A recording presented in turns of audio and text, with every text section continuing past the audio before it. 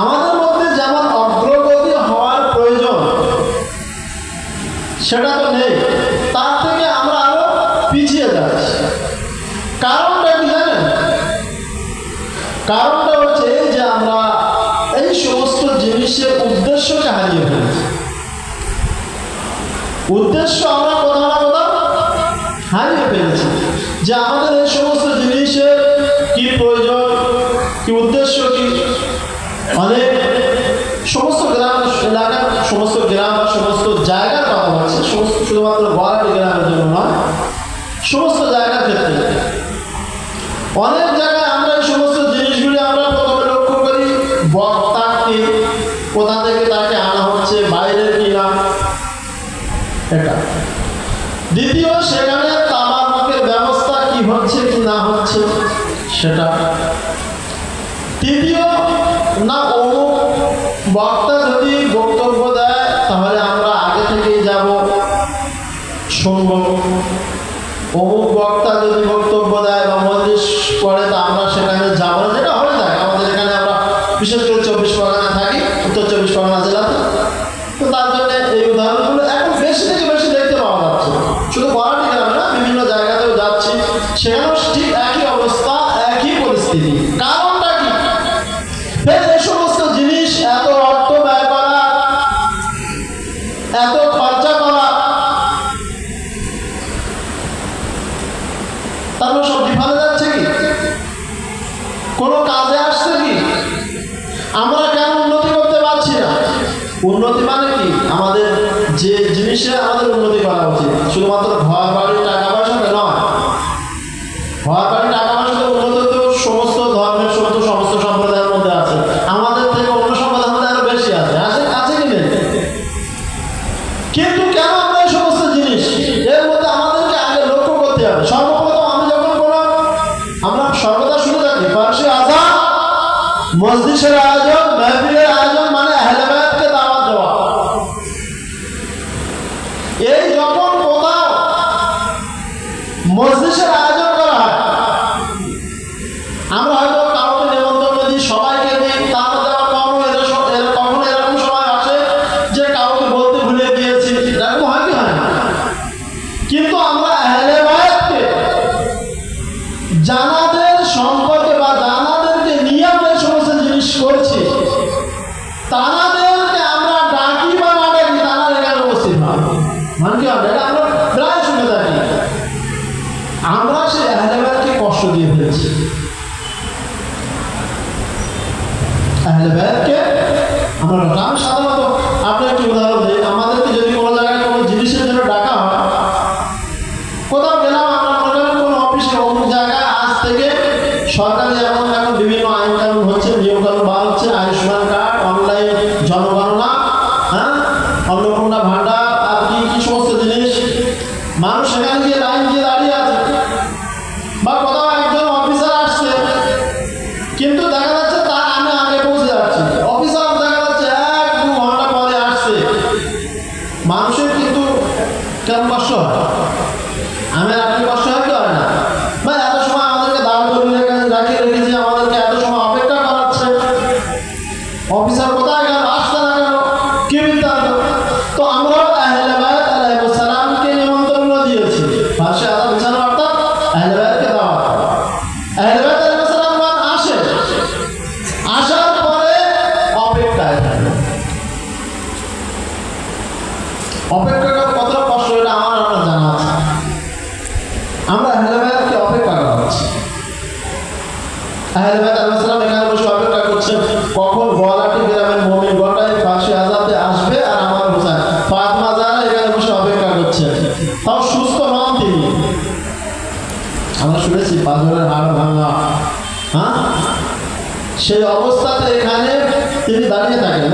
যেখানে আপনি যেখান থেকে ঢুকছেন না, ঠিক ওই রকম জায়গা। এটা আমারও আপনার চোখের প্রবলেম যে আমরা দেখতে পাচ্ছি না, তাই তো? কিন্তু যারা দেখতে পায়, মা আরিফ লোক, তাদের কথা বলছেন, কিন্তু আমাদের এই চোখ দিয়ে আমরা এতটা গুনাহ করে গেছি যে আমরা সেই জিনিসগুলো আমরা দেখতে পাই না। তাই আমরা সেই জিনিসকে বিশ্বাস করে আমরা তো করে উঠতে পারি না। আমরা এখানে বসে আছি, আপনার আশেপাশে কোথাও না কোথাও কোনো না কোনো ইমাম বসে আছে, অপেক্ষা করছে।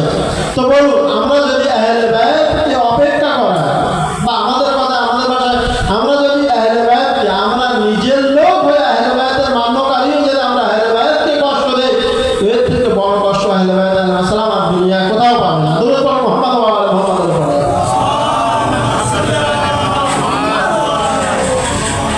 আজান বলা, আমরা যা কিছুই করি, আল্লাহ তাআলা কোরআন মাজিদের মধ্যে বলছেন, তোমরা যা কিছু করো না কেন, দেখছে তিন ধরনের লোক দেখছে আপনাকে।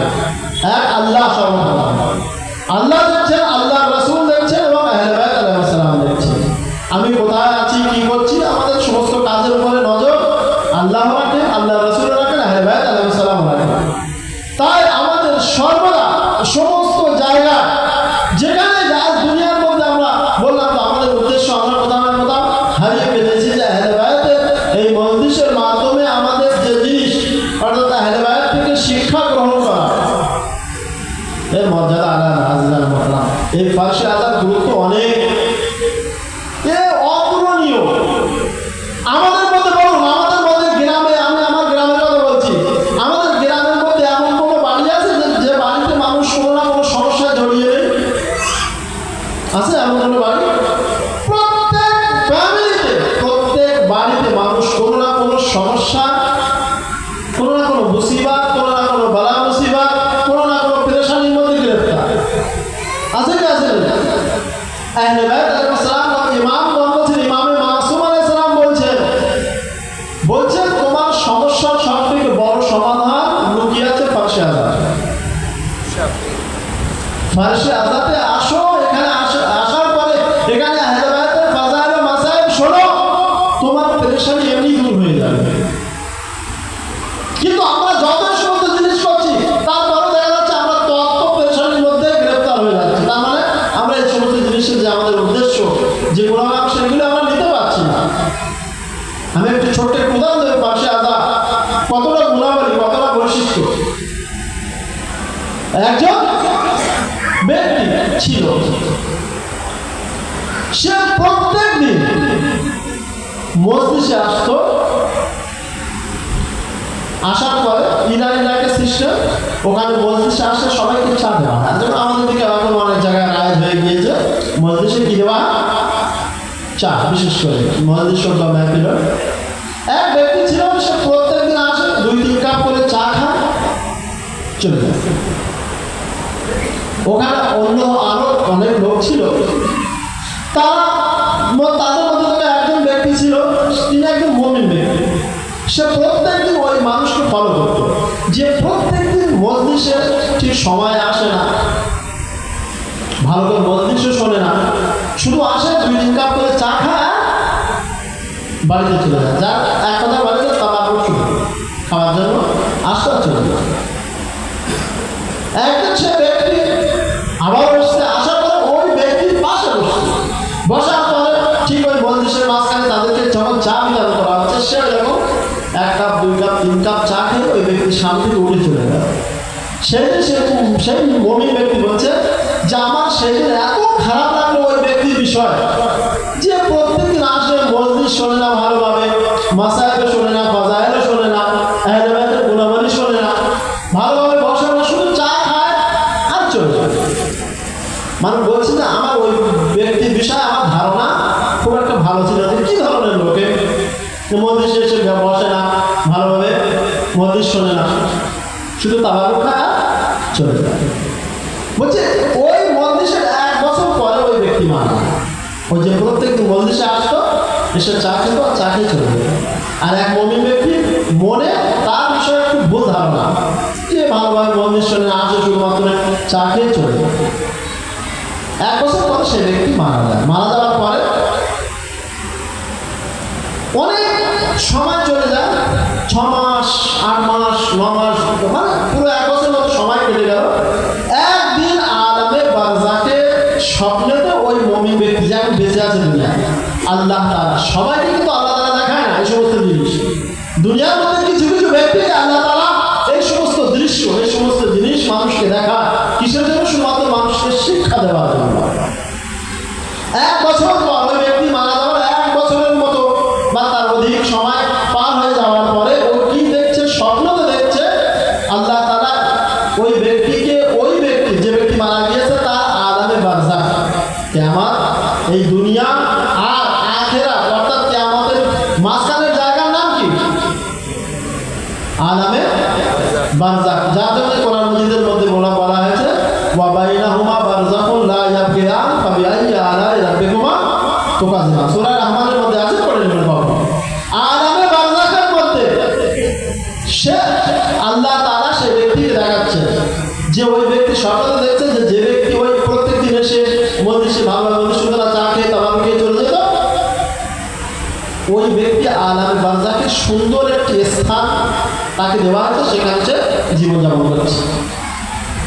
এই ব্যক্তি স্বপ্নেতে সেই ব্যক্তিকে জিজ্ঞাসা করছে, এ ভাই তুমি এইরকম একটি স্থান পেলে কোথায়? এইরকম স্থান তুমি কিভাবে পেলে? তুমি তো দুনিয়াতে যতদিন বেঁচে ছিলে ভালোভাবে মসজিদে আসতে না, মসজিদ শুনতে না, শুধু আসতে আর তাবাক খেয়ে চলে যাবে, চা পান করে চলে যাবে, তুমি ভালোভাবে কোনো মসজিদকে গ্রাহ্য করে শুনতে না, তাহলে তুমি এই স্থান তোমাকে কে দিয়েছে? তখন ওই ব্যক্তি, যে ব্যক্তি মারা গেছে, সে ওই মুমিন ব্যক্তিকে বলছে, ওই যে দুনিয়াতে আমি শুধুমাত্র ফারসে আজাতে ওই যে চা খেতে আসতাম, চা,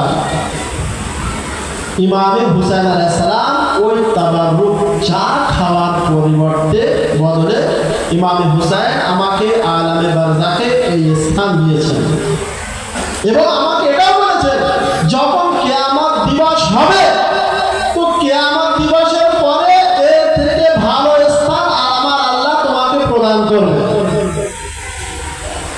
এই মুমিন ব্যক্তিকে আল্লাহ তাআলা স্বপ্ন দেখাচ্ছেন। তো এর থেকে আমরা কি শিখতে পেলাম?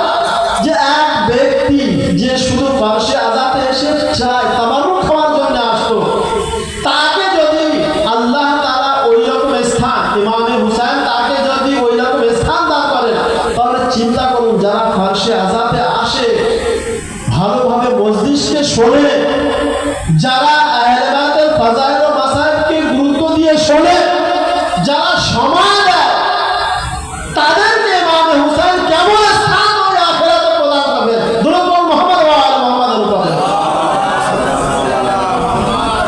কিন্তু দুঃখ আর কষ্ট এটাই যে আমরা এই সমস্ত জিনিসগুলো শুধুমাত্র এই কান দিয়ে শুনি, এই কান দিয়ে বার করি, আমাদের কর্মের মধ্যে না। যাই হোক, আজ যে আজকে আপনাদের সম্মুখে আমি উপস্থাপন করেছিলাম এই মজলিস ফারসে আজাদ, আপনার সমস্ত যে পেরেশানির মধ্যে আপনি গ্রেফতার আছেন না, ফারসে আজাদ বদৌলতে আল্লাহ তাআলা সেগুলিকে দূর করে দেবেন। আমাদের যুবকরা, আপনি যেখানে বসে আছেন, আপনি এই মজলিসে ইমাম মধ্যে গুরুত্ব কজন যুবক এখানে বসে আছেন? আর কাল দেখবেন কতজন মাতব্বরি করছে, আঙুল হচ্ছে। এখানে ফারসে আজাদে বসতে হবে। আমরা সমস্ত জায়গায় একই ঘটনা সমস্ত জায়গায় ঘটছে। ইমামে হুসাইন ইমামে জামানাকে পছন্দ, ইমামে জামানার যুবকদের এখানে এসে বসা, ফারসে আজাদে এসে বসা পছন্দ করে। কিন্তু আমরা নিয়ে দিয়ে বাস ওই কয়েকজনকে আমরা দেখতে পাই, আর সমস্ত বয়স্ক বাচ্চারা আমাদের ফারসে আজাদকে বজায় তারা রেখেছে জায়গায়। আল্লাহ তাআলা কোরআন মাজিদের মধ্যে ইরশাদ করছেন, যাকে আপনাদের সম্মুখে উপস্থাপন করেছি, সূরা আল আম্বিয়া আয়াত নম্বর 73। তার মধ্যে আল্লাহ তাআলা বলছেন ওয়া জাআলনাহুম আইম্মাতান, আল্লাহ তাআলা বলছেন আর আমি তাদেরকে ইমাম তৈরি করেছি। কাদেরকে? তাদেরকে ইমাম তৈরি করেছি যারা ইয়াহদুনা বিআমরিনা, যে ইমামগণরা আমার আদেশে মানুষের হেদায়েত করে। ওয়া আওয়াইনা ইলাইহিম, আর আমি সেই ইমামদের উপরে ওহী নাযিল করেছি। কিসের? সেই ইমামদের উপরে আল্লাহ তাআলা ওহী নাযিল করেছেন ফি'লাল খায়রাত, সৎ কর্ম করার জন্য। আল্লাহ তাআলা ইমামদেরকে হুকুম দিয়েছেন, তাদের উপরে ওহী নাযিল করেছেন, তোমরা কি করো? সৎ কাজ করো। ওয়া ইকামাস সালাত, আর নামাজকে কায়েম করো। ওয়া ইতাআজ যাকাত, যাকাতকে আদায় করো। ওয়া কানু লানা আবিদিন,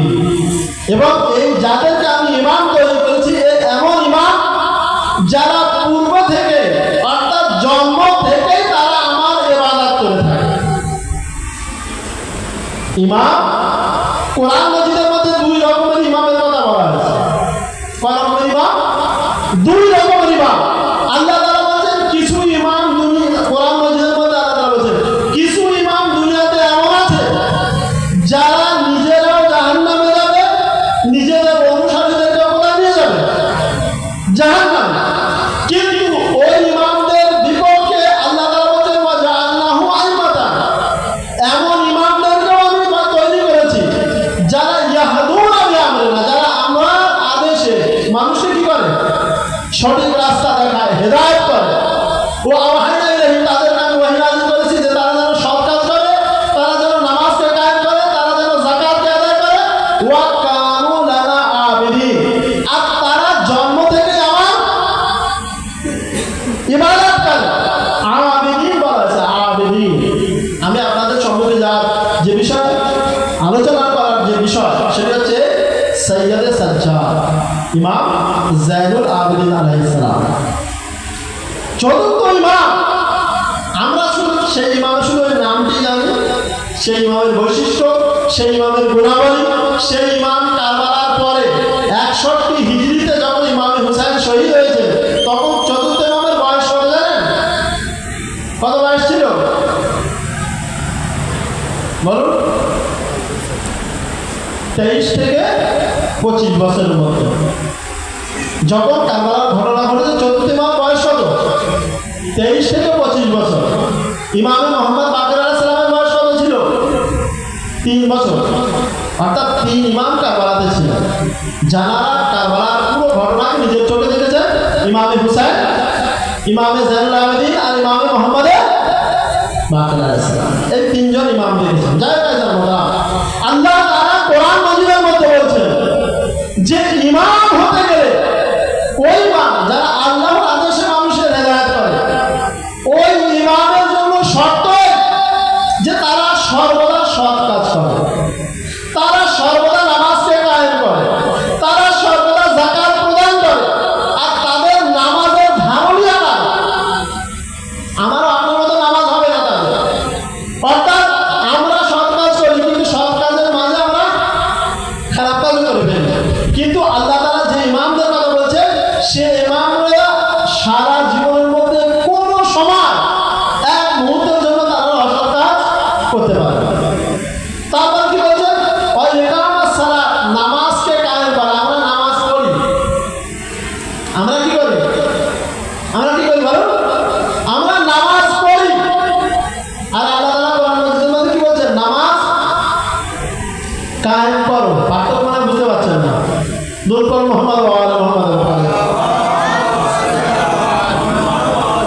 নামাজ পড়া আর নামাজ কায়েম করার মধ্যে পার্থক্য।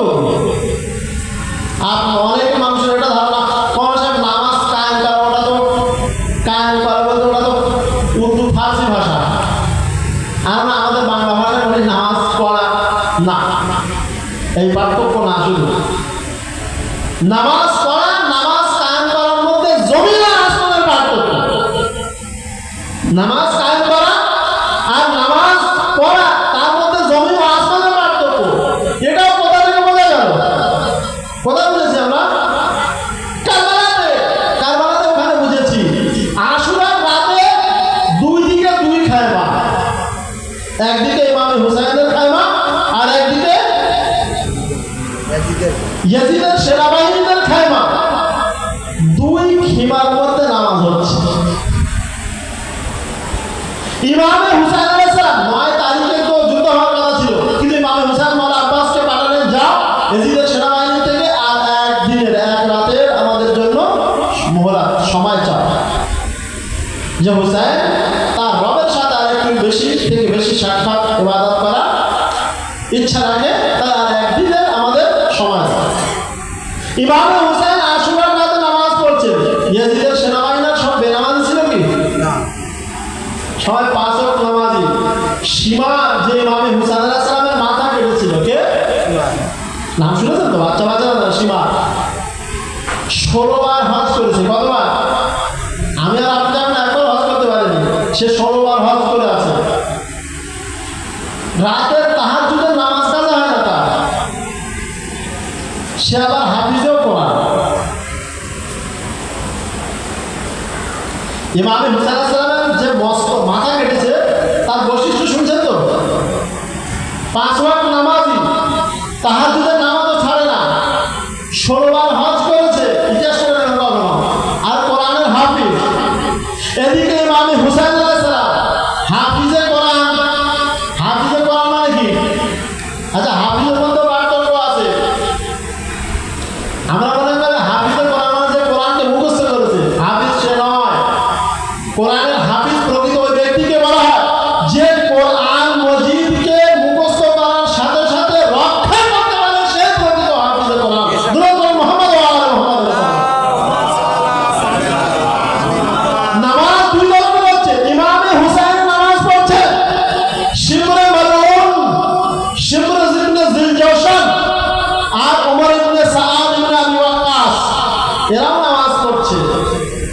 তো দুই নামাজের মধ্যে কি পার্থক্য? ওই একই নিয়ত। আমি মাগরিবের নামাজ পড়তেছি কলমাতাল্লাহ, ওদিকেও এদিকেও, ওই এদিকেও সূরা আল-হামদ, ওদিকেও সূরা আল-হামদ, ওই সব যা কিছু সেম করা হচ্ছে, কিন্তু দুটি নামাজের মধ্যে আমি আপনাকে বললাম না পার্থক্য।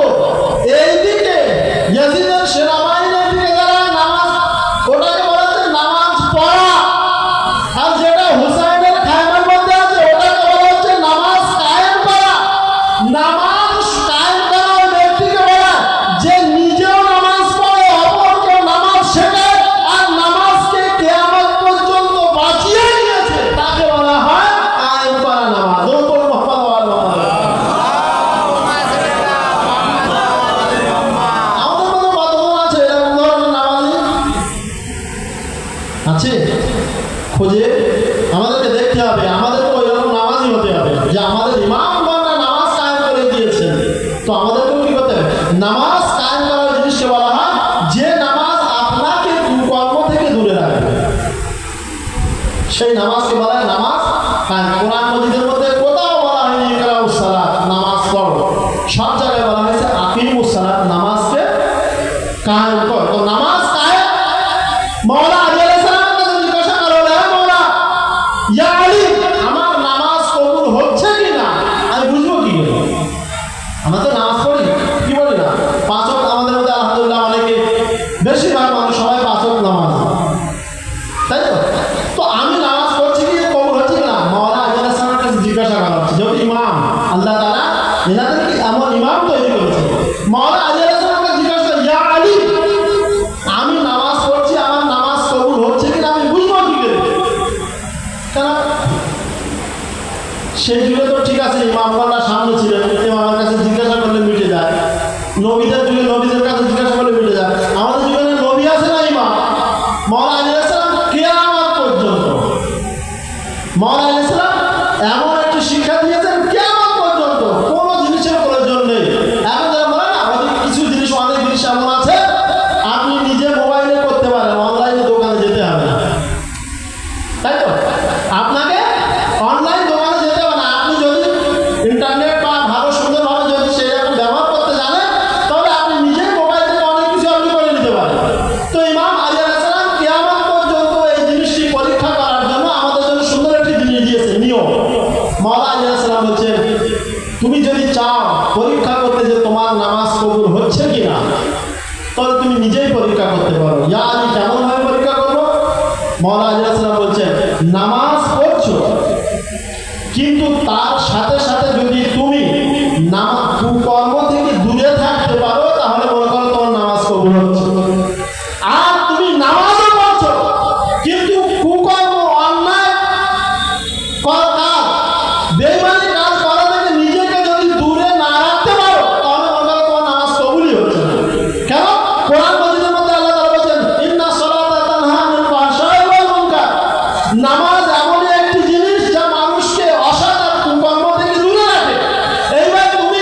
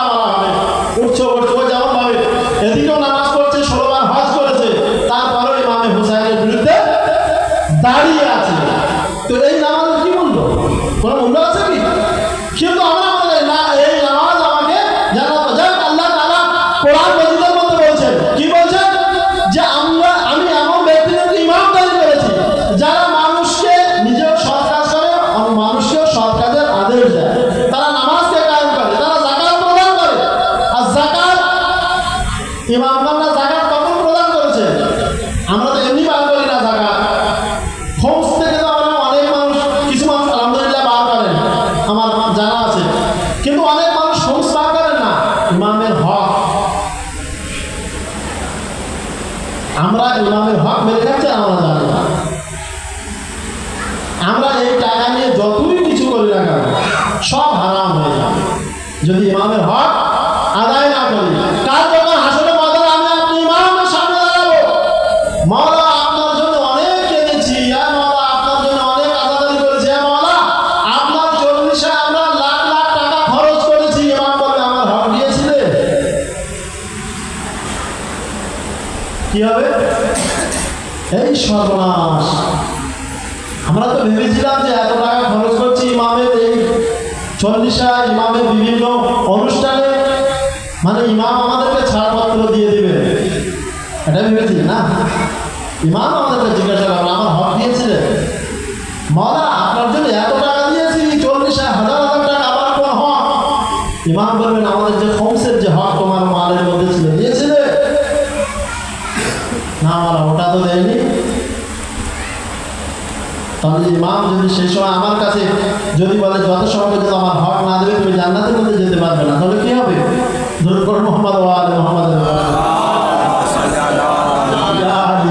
অনেক জিনিস আমাদের শোনার পরে আমাদের অনেক আফসোস আছে। আল্লাহ তাআলা কোরআন মাজিদের মধ্যে বলছেন আবেদীন, তারা পূর্ব থেকেই ইবাদতকারী। দেখেন কোরআন মাজিদের মধ্যে দুই ধরনের, সমস্ত নবীরা ইবাদতকারী ছিলেন কি ছিলেন না? সমস্ত আদম আলাইহিস সালাম থেকে নিয়ে শেষ নবী পর্যন্ত সমস্ত নবীরা আবিদ কি আবিদ না? আবিদ মানে কি? আবিদ মানে ইবাদতকারী, এক বছর। আর আবিদ বহু বছর, মানে ইবাদতকারীদের সংখ্যা, ইবাদতকারীদের কথা বলা হচ্ছে। সমস্ত নবীদেরকে কোরআন মাজিদের মধ্যে বলা হয়েছে আবেদী, অর্থাৎ আদম আলাইহিস সালাম থেকে নিয়ে শেষ নবী পর্যন্ত সমস্ত নবী কি, সমস্ত নবীকে কি বলা হয়েছে কোরআন মাজিদে? আবেদীন, ইবাদতকারী। আর একটি কোরআন মাজিদের মধ্যে বলা হচ্ছে, যখন ফেরেশতাদের উদ্দেশ্যে বলা হয়েছিল, ও ঘটনা আপনাদের জানা আছে, বিস্তারিত জানেন। আল্লাহ তাআলা বলছেন মা মানাআকা আন ইয়াকুনা মিনাস সাজিদিন, হে ইবলিস তোর কি হলো, তুই কেন সাজিদিনদের মধ্যে অন্তর্ভুক্ত হতে পারলি না, অর্থাৎ তুই কেন সিজদা করলি? আমরা জানি আল্লাহ তাআলা আদম আলাইহিস সালামের সামনে যাবতীয় সমস্ত ফেরেশতাদেরকে আল্লাহ তাআলা সিজদা করতে বলেছিলেন, কিন্তু সবাই সিজদা করেছিল। আর সিজদা যে করে তাকে কোরআন আরবিতে বলা হয় সাজিদ, এক বছর। আর যখন অনেক মানুষ, অনেকগুলো ফেরেশতারা, অনেক মানুষ যখন সিজদা করে তাদেরকে কি বলা হয়? সাজিদিন। অর্থাৎ সবাই সিজদা করলো ফেরেশতারা, তুই কেন সিজদা করলি না? তো বোঝা গেল কোরআন মাজিদের মধ্যে সমস্ত নবীদেরকে বলা হয়েছে আবেদীন, সমস্ত ফেরেশতাদেরকে কি বলা হয়েছে? সাজিদিন। আবেদীন অর্থাৎ ইবাদতকারী, সাজিদিন অর্থাৎ সিজদাকারী। যে ব্যক্তি নামাজরত অবস্থায় বা বিভিন্ন যে জায়গায় সিজদা করতে হয়, যখন কেউ সিজদা করে তাকে বলা হয় সিজদাকারী, যখন অনেকগুলি হয় তাদেরকে বলা হয় সাজিদিন। কোরআন মাজিদের মধ্যে আল্লাহ তাআলা সমস্ত ফেরেশতাদেরকে বললেন সমস্ত ফেরেশতারা সাজিদিন। আর আদম নবী থেকে শেষ নবী পর্যন্ত সমস্ত নবীরা ছিলেন আবেদীন। অর্থাৎ কোরআন মাজিদের মধ্যে দুই প্রকারের, সাজিদিন আর আবেদীন। কিন্তু দুনিয়ার মধ্যে যে ব্যক্তি, একমাত্র ব্যক্তি যিনি শুধুমাত্র যায়নুল আবেদীন আর সাইয়্যিদুস সাজিদিন, বলুন মুহাম্মদ ওয়া আলি মুহাম্মাদের উপর। যায়নুল আবেদীন অর্থাৎ ইবাদতকারীদের সৌন্দর্য, জিনা, যায়নুল আবেদীন। হাসরের ময়দানে আমার আপনার সশরীর ইমামে জাফর সাদিক আলাইহিস সালাম বলছেন, কি বলছেন? যে যখন হাসরের ময়দান হবে, সমস্ত নবীগণরা লাইনে দাঁড়িয়ে থাকবে, সমস্ত ফেরেশতারা লাইনে দাঁড়িয়ে থাকবে, সমস্ত আউলিয়ারা, পীর পয়গম্বরেরা লাইনে দাঁড়িয়ে থাকবে। আল্লাহর আওয়াজ থেকে আওয়াজ আসবে, মান হুয়া যায়নুল আবেদীন, তোমাদের মধ্যে থেকে যায়নুল আবেদীন কি? তখন 1,24,000 নবীরা দাঁড়িয়ে থাকবেন, এক অপরের মুখ দেখবেন। হ্যাঁ, আমরা তো সবাই ইবাদত করেছি, তাহলে আমাদের মধ্যে যায়নুল আবেদীন ফেরেশতারা এক অপরের মুখ দেখবে, সমস্ত আউলিয়ারা পীর পয়গম্বরেরা এক অপরের মুখ দেখবে, সবাই এক অপরের মুখই দেখবে। যে আমাদের মধ্যে আবার জায়নুল আবেদিনকে, সবাই তো আমরা আবেদিন, কোরআন হাদিসের ভাষায় সমস্ত নবীরা আবেদিন, সমস্ত ফেরেশতারা সাজিদিন, কিন্তু যখন আল্লাহ থেকে আওয়াজ আসবে মান হুয়া জায়নুল আবেদিন আইনা সাইয়্যিদুস সাজিদিন, এই হাশরের ময়দানে সাইয়্যিদে সাজিদিনকে, এই হাশরের ময়দানে জায়নুল আবেদিনকে আমার আপনার ষষ্ঠ ইমাম ইমাম জাফর সাদিক আলাইহিস সালাম বলেন, ওই কোটি কোটি হাজার মানুষের মধ্যে থেকে চতুর্থ ইমাম জায়নুল আবেদিন আলাইহিস সালাম সামনে এসে দাঁড়াবেন। তো সমস্ত ফেরেশতারা, সমস্ত নবীরা, সমস্ত পীর পয়গম্বররা এক বাক্যে বলবে, হ্যাঁ এই ব্যক্তি একমাত্র ব্যক্তি যে জায়নুল আবেদিন আর সাইয়্যিদ সাজিদ হওয়ার যোগ্যতা রাখে। দুরূদ পড়ুন মুহাম্মদ ওয়া আলি মুহাম্মদ।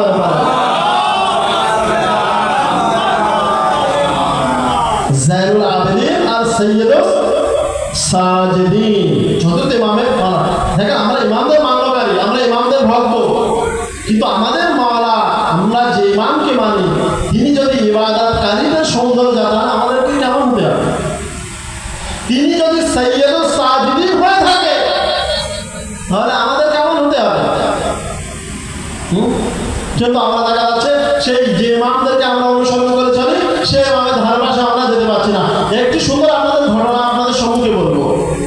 ইমাম জাইনুল আবেদিন আলাইহিস সালাম, যেহেতু ইমাম জাইনুল আবেদিন আলাইহিস সালামের বিষয়ে আমরা এখন অনেক জিনিস থেকে অজ্ঞ, জানি না। আমরা সবাই এটা ভাবি না, আমরা তো ইমামদের জন্য এত কিছু করি, তো ইমামরা আমাদেরকে কি দেয়? আমরা ইমামের জন্য এত কিছু করি, তো ইমামরা আমাদেরকে কি দিয়েছে বলুন? প্রশ্ন জাগে কি জাগে না?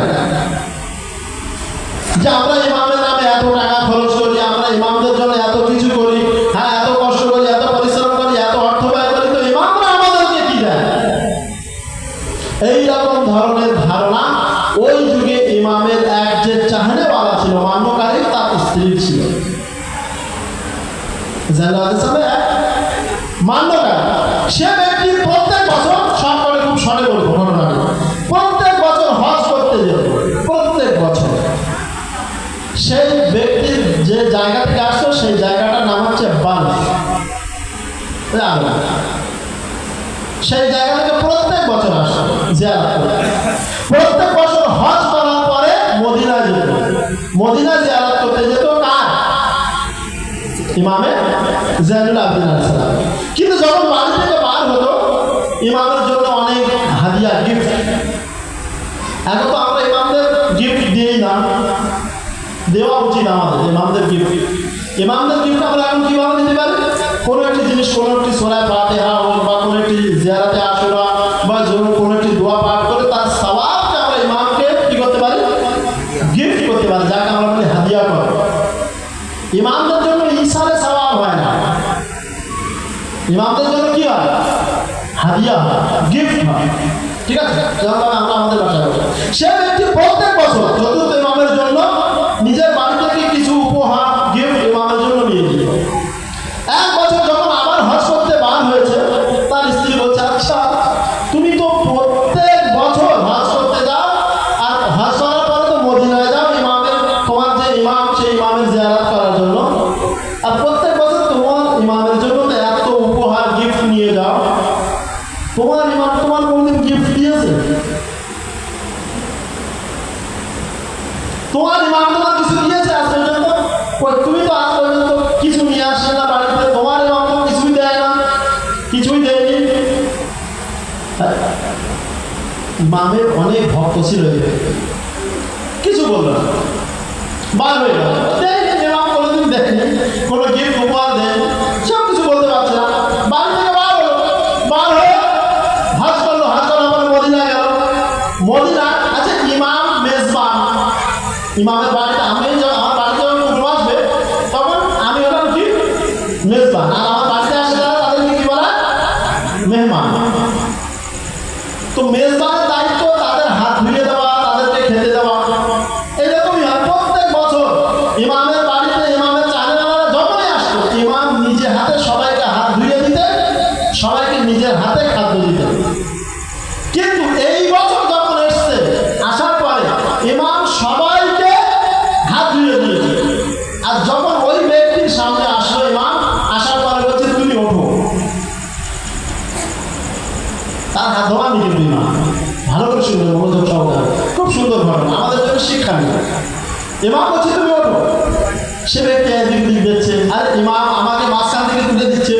ভাই মাঝখানে যখন খেতে দেওয়া হয়, যদি মাঝখান থেকে কাউকে তুলে দেওয়া হয় কেমন খারাপ লাগে। ইমাম যখন উঠতে পারলো, সে ইমামের চাহিদা আছে উঠে গেল, ইমাম বসে গেল, বলছে তুমি আমার হাত ধোয়া। এ ব্যক্তি আরো আশ্চর্য হয়ে গেল যে এতদিন ধরে ইমাম আমার হাত ধোয়া ছিল, আজ ইমাম আমাকে বলছে হাত ধোয়াতে। ঠিক আছে, যখন পানি দিয়ে হাত ধোয়াচ্ছে, ইমাম হাত ধুলে ধোয়ার পরে বলছে হে আমার চাহানেওয়ালা, এই বলো তো এই যে গামলা যিনি পাত্র ছিল, পাত্রের মধ্যে কি আছে? বলছে বলো পানি। বলছে না, পাল হুয়া ইয়াকুতুন আহমার, ভালো করে দেখো এর মধ্যে লাল রঙের ইয়াকুত পাথর ভরে আছে। সে সাহাবী যখন ভালোভাবে দেখলো, তাই তো সত্যি এই পুরো পাথরের মধ্যে ইয়াকুত রঙের যে লাল পাথর দামি হয়, অতীতে বিক্রি হয়, ভরে আছে। তারপর আবার ইমাম বলছে আবার হাত ধোয়া। আবার ইমামের হাতে হাত পানি দিল, ইমাম আবারও হাত দিলেন, ধোয়া পরে বলছে এবার কি? বলছে মালা পানি। বলছে বাল হুয়া দুরুন আবিয়াস, ভালো করে লক্ষ্য করে দেখো সাদা মতি। এই যে মতি আমরা দেখতে পাই, মুক্ত যাকে আমরা বলি, যখন সাহাবী ভালো করে দেখলো, তাই তো মুক্ত হিরে জওয়াহেরা এই ধরনের সব, সে পানি আর পানি নেই, সমস্ত ওই জিনিসের পরিবর্তন হয়ে গিয়েছে।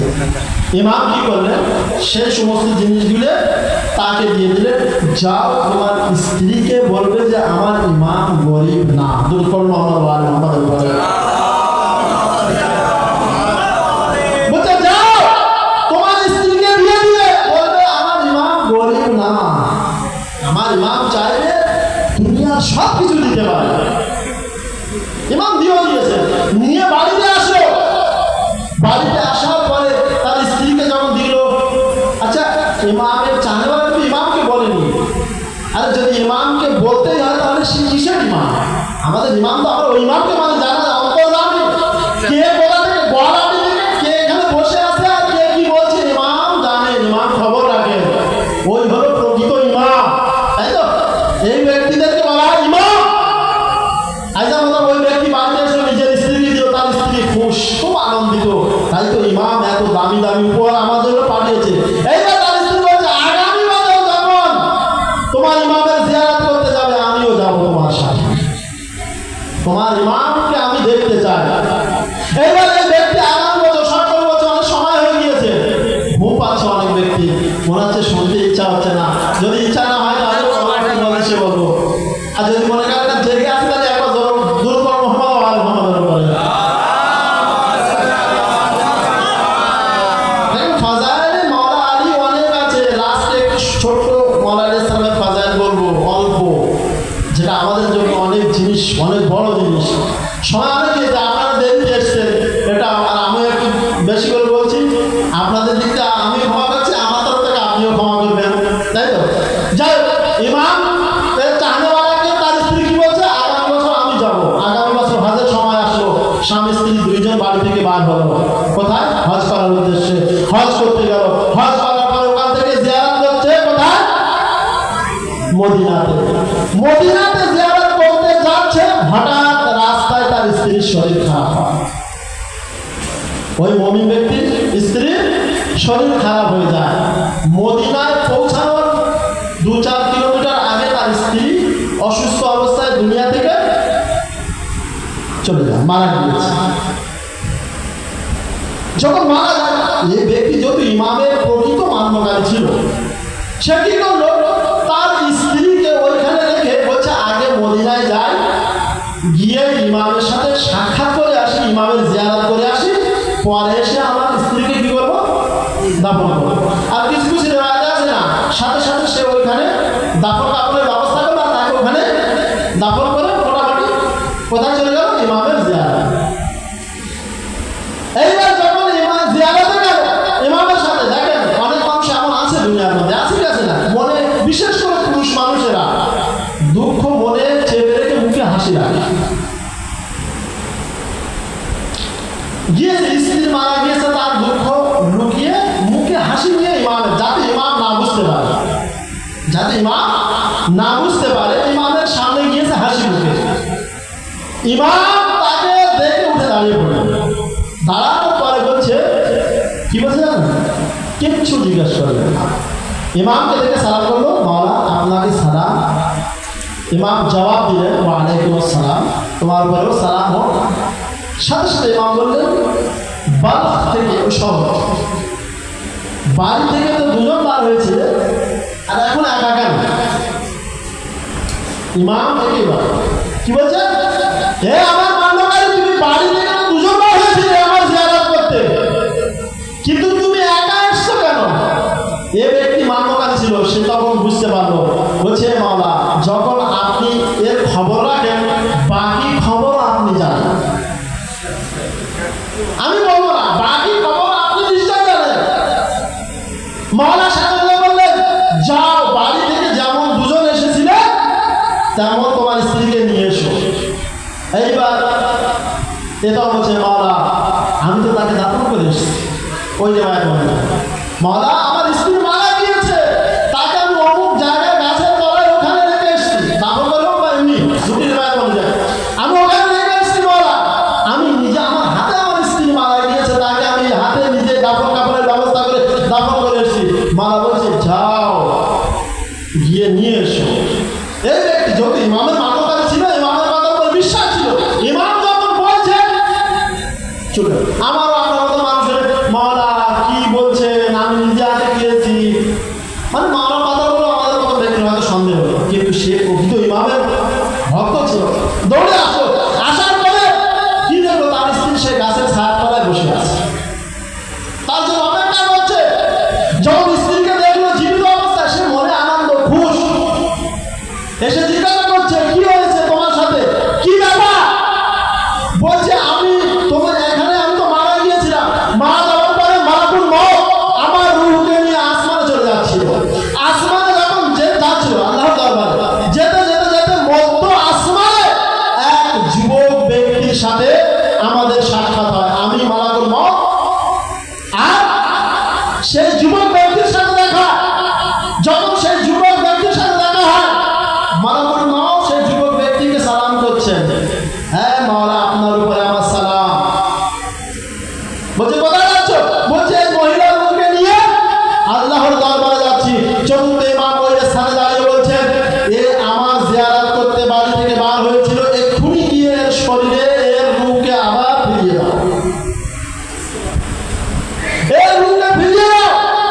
যখন এর রূহ ছিল না, দেখতে পেয়েছে ইমামকে দেখেছে, দেখার পরে বলছে, আমি ওই যুবককে দেখেছি, এত সুন্দর, তার নূর তার চেহারা থেকে এমন ভাবে বার হয়ে আসছিল, তার হুকুম পাওয়ার সাথে সাথে মালাকুল মউত আবার ওইখান থেকে ফিরে এসে আমার এই শরীরে আবার আমার রূহকে কি করেছে, ফিরিয়ে দিয়েছে। ইতিহাস লিখেছে, ওই নারী তারপরেও 30 বছর জীবিত ছিলেন। ইমাম দোয়া করছিলেন, আল্লাহ এর হায়াত 30 বছর বাড়িয়ে দাও। অর্থাৎ আমি আর আপনি যদি চাই, এই ঘটনার মাধ্যমে মাস্টার একটু বলে দিচ্ছি, আমি আর আপনি যদি হায়াত পেতে চাই দুনিয়ার মধ্যে, ইমামের জিয়ারত অবশ্যই করবেন। আর বিশেষ করে ইমাম হুসাইন আলাইহিস সালামের জিয়ারতের কথা বলা হয়েছে। যার কাজে কথা জীবন আছে ইমাম হুসাইন আলাইহিস সালামের জিয়ারতের মধ্যে, যত সম্ভব দ্রুত ধার করে হোক, ঋণ করে হোক, জিয়ারত ইমাম হুসাইন করতে যান, হায়াত পাবেন, জীবন পাবেন আপনার। যাই হোক, ইমাম সাথে সাথে আবার স্বামী স্ত্রী দুজন বারে আসো, আসার পরে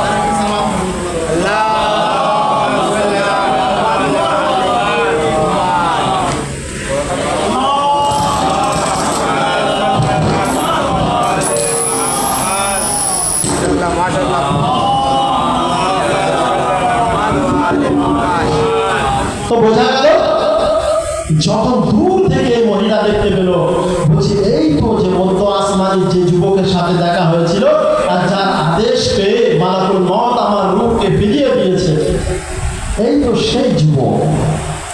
চোখে এই হচ্ছে আমাদের মা। আবার সর্বশেষ আমি আর আপনি দুনিয়ার মধ্যে এমন কোনো বালা মুসিবত আর পেরেশানি নেই যার মধ্যে আমাদের মধ্যে কেউ না কেউ গ্রেফতার নেই। তার থেকে বাঁচা একটি উপায়, একটি তাসবিহ। সময় অনেক হয়ে গিয়েছে, যদি বলেন তাহলে বলবো, আর নইলে ইনশাআল্লাহ আবার কখনো বলবো। দুরূদ পড়ুন মুহাম্মদ ওয়া আলি মুহাম্মদ।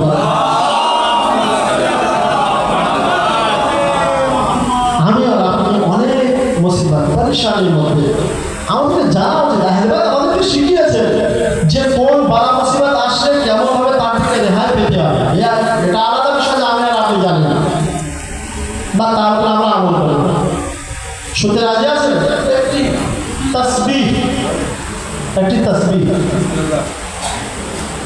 মওলা নবী কারীম থেকে রেওয়ায়াত, যদি কোনো ব্যক্তি অনেক বড় বালা মুসিবতে গ্রেফতার হয় আর তার থেকে সে রেহাই পাচ্ছে না, মুক্তি পাচ্ছে না, তো নবী কারীম বলছে সে যদি এক তাসবিহ অর্থাৎ 100 বার এই জিনিসটি পড়ে, আল্লাহ তাআলার সাথে সাথে তার কি করবে? যত বড় মুশকিল আর পরেশানি হোক না কেন, তার ওই রোগ থেকে মুক্তি দেবে। সেটি হচ্ছে যে ইয়া রহমান ইয়া রহিম বিহাক্কে বিসমিল্লাহির রহমানির রহিম। তাসবিহ কি? ইয়া রহমান ইয়া রহিম বিহাক্কে বিসমিল্লাহির রহমানির রহিম 100 বার করতে হবে। যত বড় মুশকিল, এমনকি মওতের মতো মুশকিল থেকেও রেহাই পাওয়া যায়।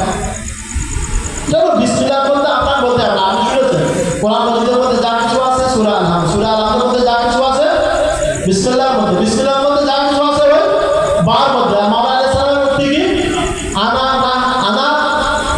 নক্তাতুন তাহতাল মা, আমি ওই নক্তা যা ওই বায়ের তলা তোমরা দেখতে পাও। অর্থাৎ বিসমিল্লাহির রহমানির মধ্যে যা কিছু আছে মাওলানা আলাইহিস সালামের বরকত, মাওলানা বিসমিল্লাহর মধ্যে মাওলানা আলাইহিস সালামের ফজিলত কি আছে এটা আমার আপনার জানা উচিত। নবীজি বলেন যদি কোনো ব্যক্তি বড় মুশকিলে গ্রেফতার হয়ে যায় আর সেই মুশকিল থেকে যদি তোমার রেহাই আর মুক্তি পেতে চাও, এই তাসবিহ পাঠ করো, ইয়া রহমান ইয়া রহিম বিহাক্কে বিসমিল্লাহির রহমানির রহিম। এই কথা শোনার পরে কিছুদিন পরে নবীর এক সাহাবী এক জায়গা দিয়ে যাচ্ছিল, যেতে যেতে কষ্ট হয়ে গিয়েছে, একটি গাছের তলায় ঘুমিয়ে পড়েছে। ঘুমানোর সাথে সাথে কি দেখলো? ঘুম যখন ভাঙলো দেখলো তার হাত পা সব বাঁধা আছে, তার হাত পা সব বাঁধা আছে। তার চোখে কেউ পটি বেঁধে রেখেছে আর তাকে হত্যা করতে চায়, তাকে হত্যা করতে চায়। সে ব্যক্তি বলছে আমি কি অপরাধ করেছি, কেন আমাকে মারতে চাও? তখন সে ব্যক্তি বলছে তুমি ওই ব্যক্তির কলমা পড়ো যে ব্যক্তির সাথে আমার শত্রুতা, অর্থাৎ কার সাথে? নবীর সাথে আমার শত্রুতা। তুমি মুহাম্মাদের কলমা পড়েছো, তুমি লা ইলাহা ইল্লাল্লাহ মুহাম্মাদুর রাসূলুল্লাহ পড়েছো, তাই আমি তোমাকে হত্যা করতে চাই। কিন্তু এত শুনেছিল যে নবীজি বলেছে যখন কোনো ব্যক্তি বড় মুশকিলে পড়বে আর তার থেকে রেহাই পেতে চায়, তাকে কি বলতে হবে? 100 বার ইয়া রহমান ইয়া রহিম বিহাক্কে বিসমিল্লাহির রহমানির রহিম। সাথে সাথে ওই কথা মনে পড়ে গেল, সে সাথে সাথে বলতে শুরু করলো ইয়া রহমান ইয়া রহিম বিহাক্কে বিসমিল্লাহির রহমানির রহিম, ইয়া রহমান ইয়া রহিম বিহাক্কে বিসমিল্লাহির রহমানির রহিম, ইয়া রহমান ইয়া রহিম বিহাক্কে বিসমিল্লাহ। 3 বার পড়লো।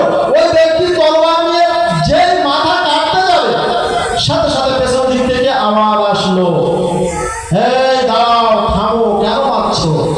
সাথে সাথে সে হয়রান, আমার পেছন দিক থেকে কি আওয়াজ দিল? সে এবার খুঁজতে লাগলো যে আমার পেছনে কে বলছে। সে আবার সাথে সাথে এই সুযোগে করতে লাগলো ইয়া রহমান ইয়া রহিম বিহাক্কে বিসমিল্লাহির রহমানির রহিম, ইয়া রহমান ইয়া রহিম বিহাক্কে বিসমিল্লাহির রহমানির রহিম। প্রায় 70-80 বার পড়া হয়ে গিয়েছে। আবার সে খুঁজে দাও, কাউকে পেল না। আবার তলোয়ার নিয়ে মারতে আসলো। আবার যে তলোয়ার তুলে মারতে যায়, পেছন দিক থেকে আওয়াজ আসে, খবরদার এই ব্যক্তিকে মারলে কিন্তু তোমার জীবন শেষ হতে পারে। সাথে সাথে আবার ভয় পেয়ে গেল, আমার পেছন থেকে বারবার কে আওয়াজ দেয়, আমার খোঁজে কে আছে, আমার পেছন দিক থেকে আওয়াজ দিচ্ছে। সাথে সাথে কি দেখলো? কোথায় কিছু পাচ্ছে না, শুধু মরুভূমি চারদিকে, জঙ্গল, গাছপালা, চার কিছু নেই। এই ব্যক্তি যখন খুঁজছে, সাথে সাথে যে 70-80 বার পড়ে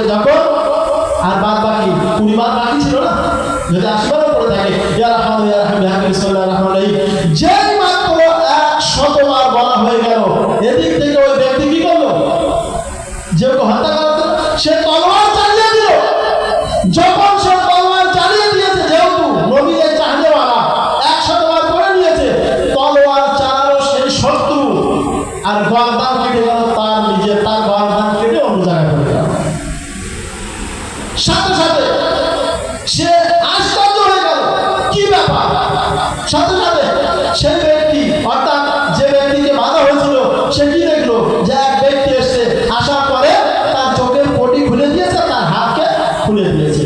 এবার তার চোখের পটি আর হাতকে খুলে দেওয়ার পর সাথে সাথে নিজের পা বড়ি খুলছিল, তার মধ্যে সেই ব্যক্তি যে ব্যক্তি ওকে সাহায্য করতে এসেছিল সে গায়েব হয়ে গেল।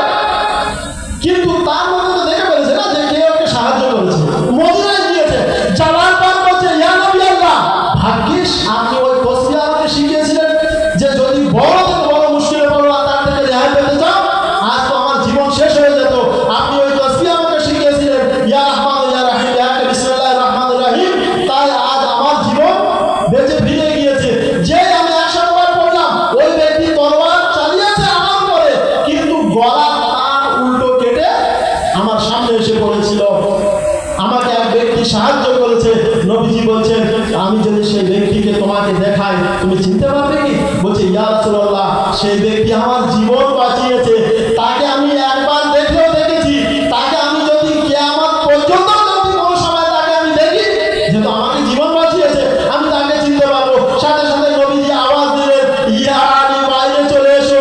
সাথে সাথে মাওলা আলী আলাইহিস সালাম বাইরে আসলেন, সাথে সাথে ইমামের পায়ে উঠিয়ে পড়লেন ইয়া রাসূলুল্লাহ, এই সেই ব্যক্তি ছিল যিনি আমাকে এই ব্যক্তির হাত থেকে জীবন বাঁচিয়েছে।